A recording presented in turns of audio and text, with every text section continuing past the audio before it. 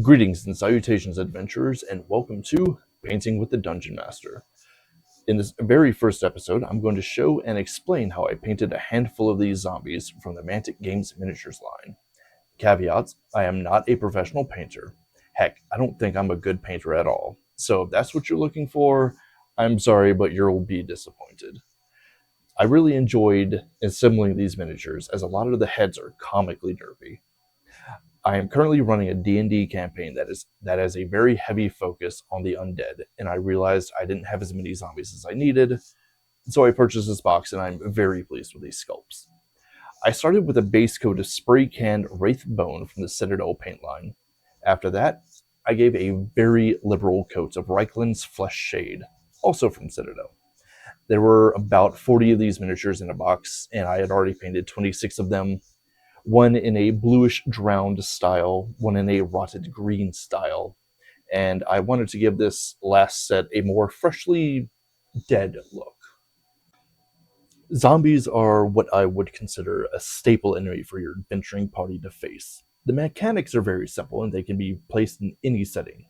Need a filler adventure? Boom, zombies are rising from the local graveyard. Is the party exploring an underground sewer system and you need a filler encounter for them? Boom, a room full of zombies. Side quest to help your party level? Boom, a necromancer is raising zombies to sell as cheap labor. All adventuring parties are bound to have a run-in with zombies sooner or later, so why not have a lot on hand?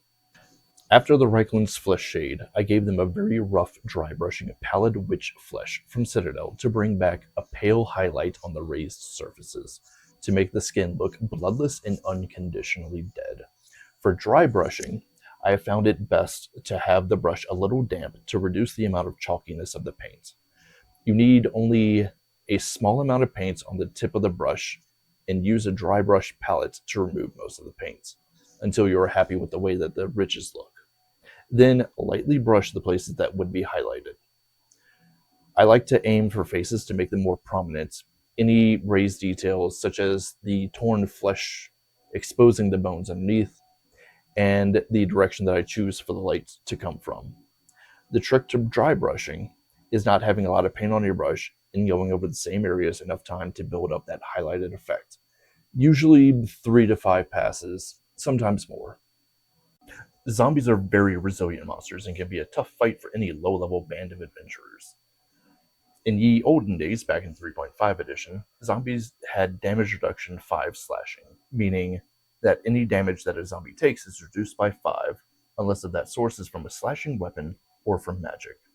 That super awesome bow you have, reduce all damage it does by 5 because it's piercing. That shiny new hammer you just looted, reduce that damage by 5 because it deals bludgeoning damage. And at low level, you're probably doing anywhere between 3 to 8 damage, if you even hit. Zombies were scary, weren't they? But fortunately for the players, they could also not move and attack in the same turn. Just don't get surrounded. That resiliency is shown in 5th edition as well, with their Undead Fortitude trait. If a zombie were to get reduced to 0 or below hit points, it can make a Constitution saving throw. If it succeeds, it's still standing with 1 hit point remaining. But what about 4th edition, you probably didn't ask? We don't talk about 4th edition at this table. It never happened. It was a collective fever dream.